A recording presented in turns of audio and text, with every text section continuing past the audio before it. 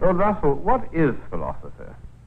Well, that's a very controversial question. I think no two philosophers will give you the same answer. 버트런드 러셀, 영국의 수학자 및 철학자. 오늘날 비트겐슈타인의 스승으로도 알려진 러셀은 1945년 서양 철학사를 집필한 바 있습니다. 출판 이후 크나큰 상업적 성공을 거두었고 1950년 러셀이 노벨 문학상을 수상했을 때 기여를 한 책들 중 하나로 손꼽히게 됐죠. 국내엔 러셀 서양 철학서로 번역되어 알려진 철학적 벽돌이 바로 그 녀석입니다. 이 책의 제3권은 근현대 철학 파트인데 거기 목차에 나온 철학자들의 이름은 다음과 같습니다.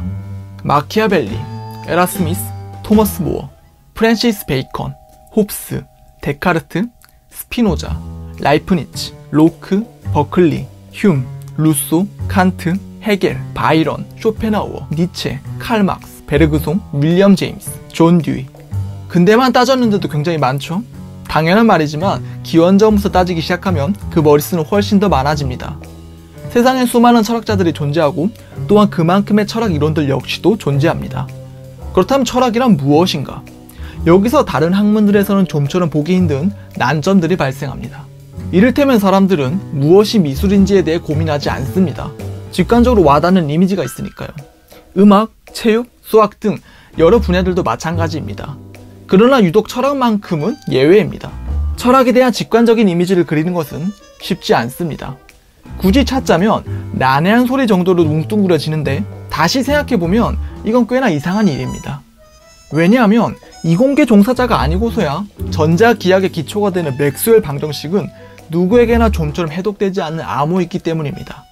그러나 맥스웰의 전자기장 연구들을 두고 어느 누구도 난해한 소리라고 말하지 않습니다. 보통 과학이라고 부르죠. 같은 맥락에서 악명 높은 제임스 조이스의 율리시스는 이해는 고소하고 완독조차 어려운 텍스트입니다. 그러나 율리시스는 난해한 소리가 아니라 문학이라고 불립니다. 왜죠? 얘네들도 이해하기 어려운 소리인 건 매한가지인데 여러 전문 학문들은 그렇지 않은데 왜 유독 철학만큼은 난해한 소리라고 치부되는 걸까? 왜 철학엔 직관적으로 그려지는 이미지가 없는 걸까?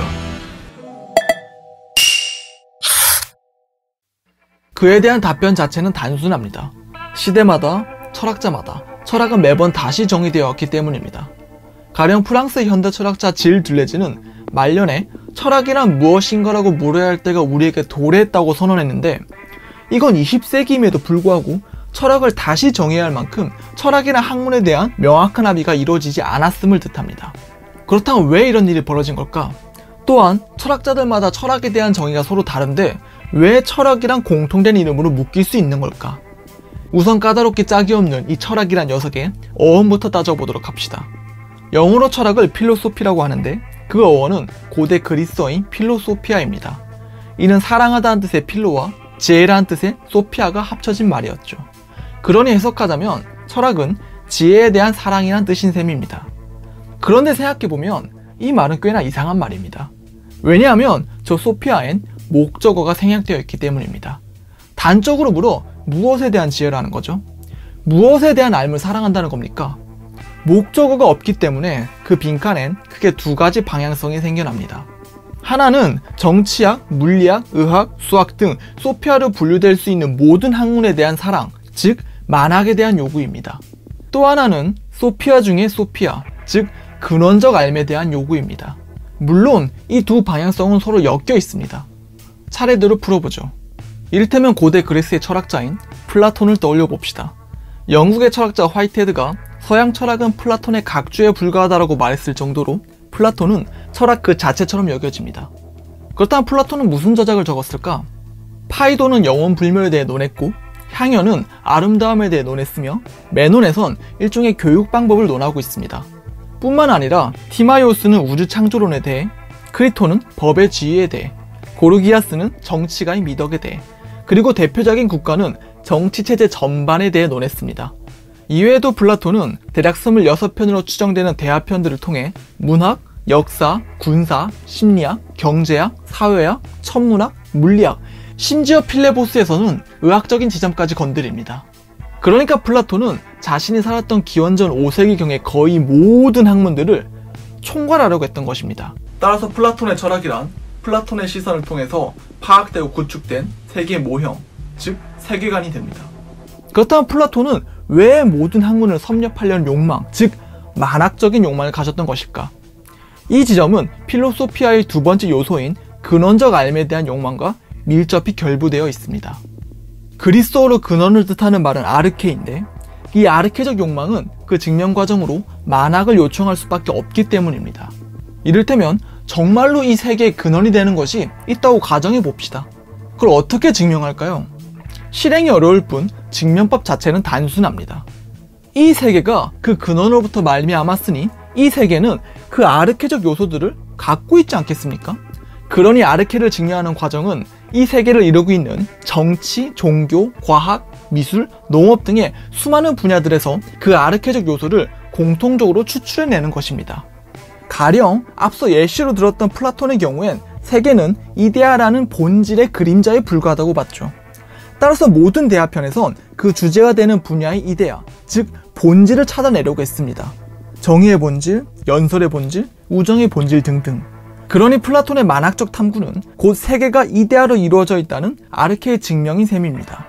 따라서 필로소피아의 소피아는 세계관과 아르케로 이루어져 있는 알을 뜻합니다. 그래서 엄밀히 말하자면 철학은 전문적인 학문일 수 없습니다.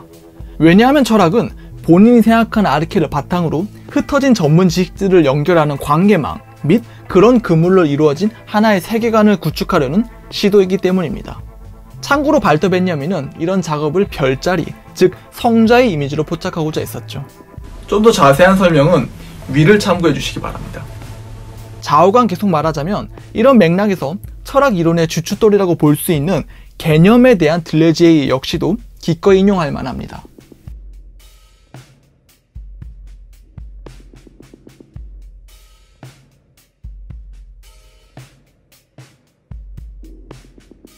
이런 의미에서 철학자는 전문가도 아닌 것입니다.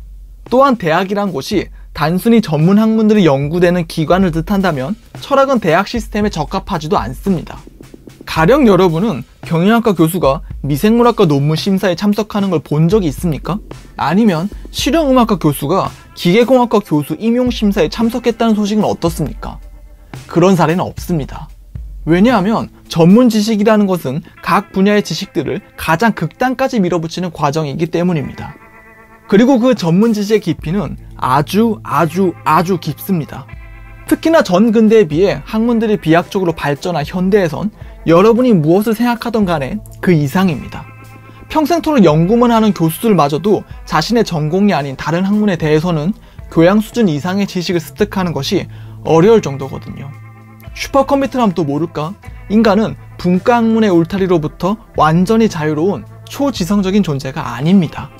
그러니 현대사회에 각 분야의 문제에 대해 전문가의 의견을 거의 절대시하는 소위 전문가주의가 나타나는 것은 그리 이상한 현상이 아닌 것입니다. 그런데 철학은 어떻습니까? 세계관이라니. 그 증명 방식으로 정확히 반전문가주의를 채택하고 있습니다.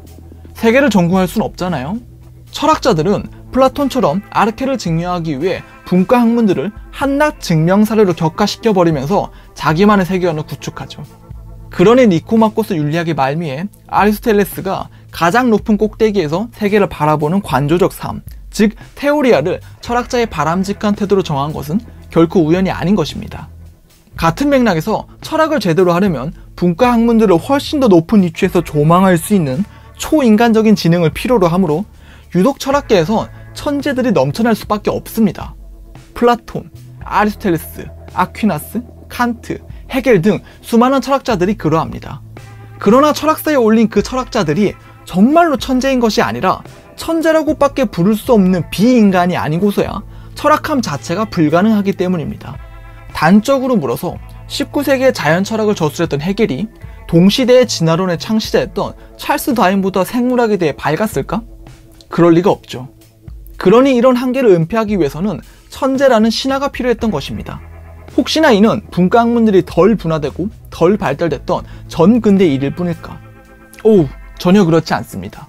가령 오늘날 학계에서 독보적으로 가장 많이 인용되는 미셸 푸코의 경우 본인이 아르케라고 봤던 권력 이론을 증명하기 위해서 중세 문헌학부터 시작해서 법학, 고고학, 정신의학, 정신분석, 사회학, 정치학, 그리고 경제사까지 총동원하고 있습니다. 그러니 철학이란 전문가 집단인 대학의 이단인 셈입니다.